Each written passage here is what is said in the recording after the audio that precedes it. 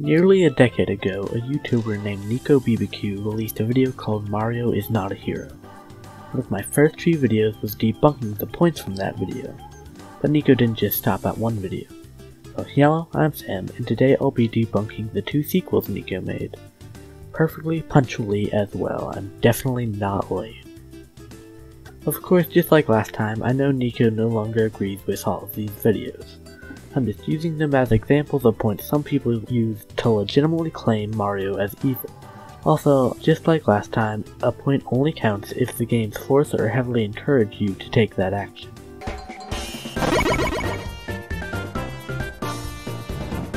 When he's not running around killing Goombas, destroying Koopa families and burning down enemies, Mario has another pastime. Parties. Well, that's what he calls them anyways, Mario parties. This is a place where he invites all of his friends, as well as his enemies, for fun board games, involving drowning, burning, falling down pits, dying in an avalanche, dying burned down in lava, and he invites his friends for that? Mario isn't typically the one hosting the Mario parties, and the participants are usually willing to play the Mario party, so you can't blame Mario for any of this.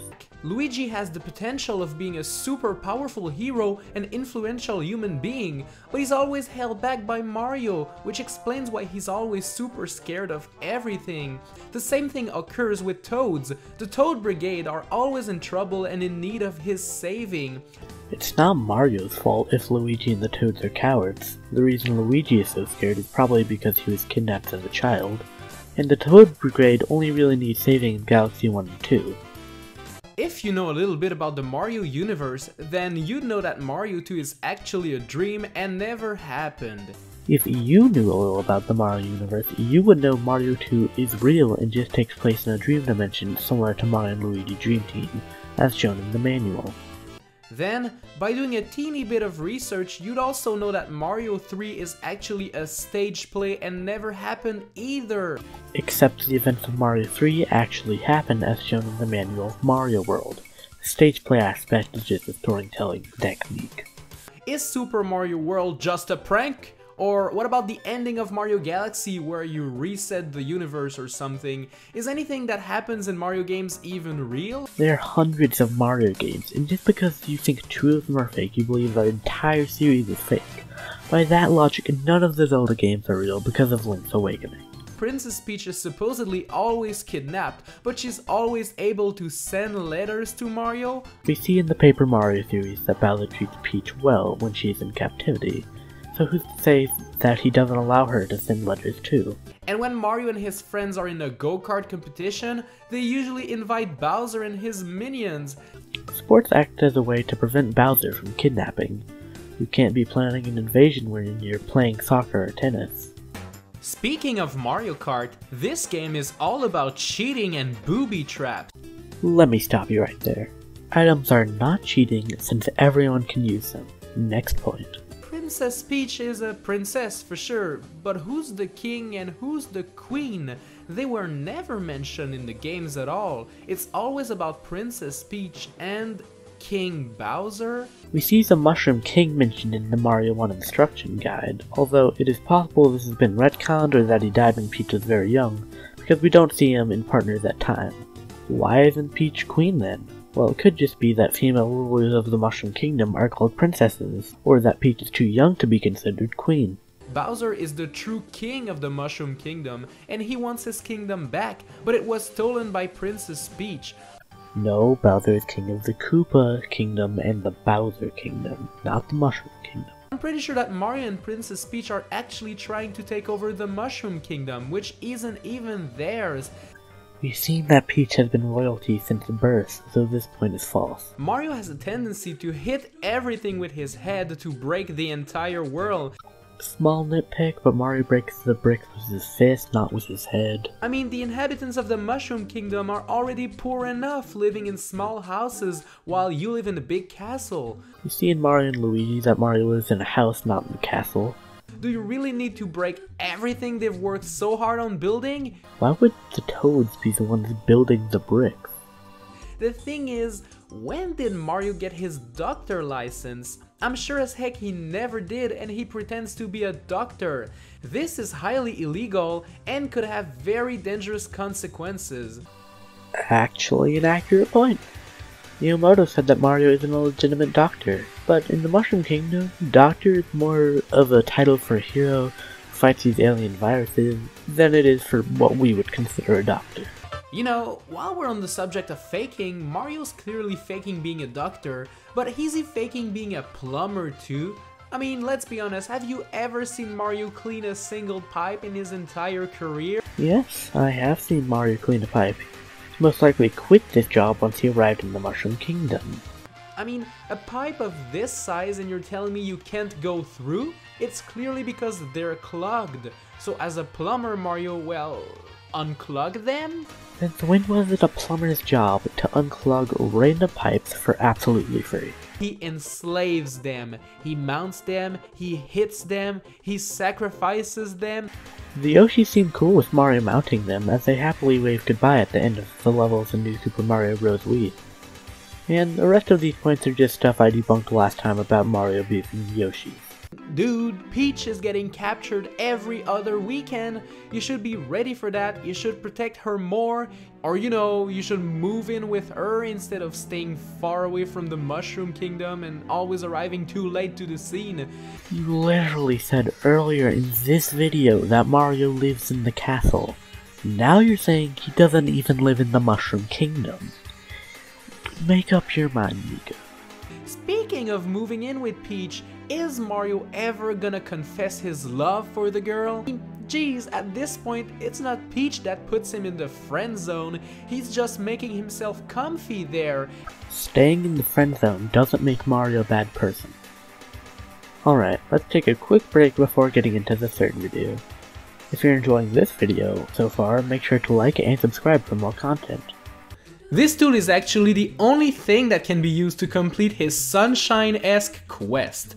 And yet, he keeps losing the tool to Shadow Mario over and over again. And even at the end of this quest, after he defeats Bowser, he actually breaks FLUDD altogether. Well, I guess you could argue that it's Mario's fault FLUDD gets stolen. It's definitely not his fault FLUDD gets broken at the end of the game. Like, imagine if Link would lose the Master Sword over and over again.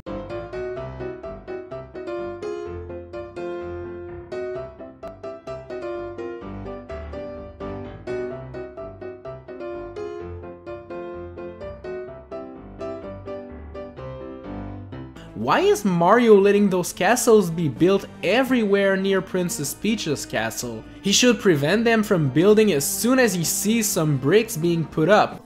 Okay, I'll admit Nico has some better points in this video.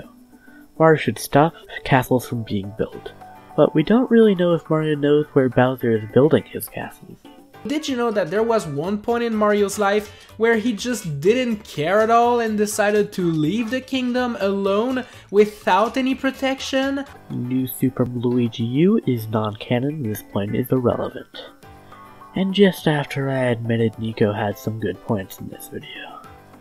Mario is a grown-up man, and yet he seems to have a kick out of beating up the Koopalings.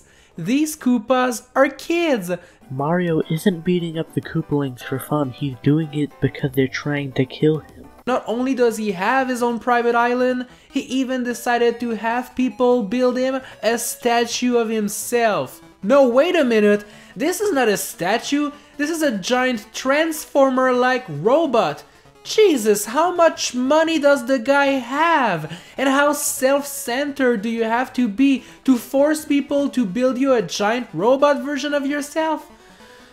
Despicable, truly despicable. Being rich and self-centered doesn't make you evil, at most it makes you an anti-hero like Wario, but not evil. During the ending of Super Mario Odyssey, Mario and Bowser both are trying to force Peach to love them and make a choice for her future husband. I agree that this is bad, but is it really enough to claim he's not a hero anymore? When you think about it, Mario just wants to control everything. I get that he invades Bowser's many castles in search for his beloved princess, and that's okay, but sometimes he just invades other kingdoms for no reason at all. Think of Debunk Battlefield, for example. Mario is getting power stars and not taking over. It's the land of the Babums. It's their hometown. They live there. They eat there. They have families there. Since when do people permanently live on a battlefield? What does Mario do? He comes in their town, he finds their leader, King Babum, and proceeds to attack him violently and blow him up to pieces. Just why? What did this king do? He was just on his daily walk around the mountain. He is not on a normal daily walk, he is commanding a war. You think this is just an isolated incident? No. What about Whomp's fortress? Mario just comes in, he attacks the fortress, he destroys the Whomp King.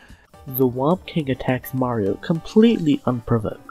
And what about that time in Tiny Huge Island where Mario just drains the water out of this poor Wiggler's home only to invade it and kill the Wiggler violently for no reason at all? Like, seriously, these guys are not doing anything. The Wiggler didn't die after the fight, he shrunk down.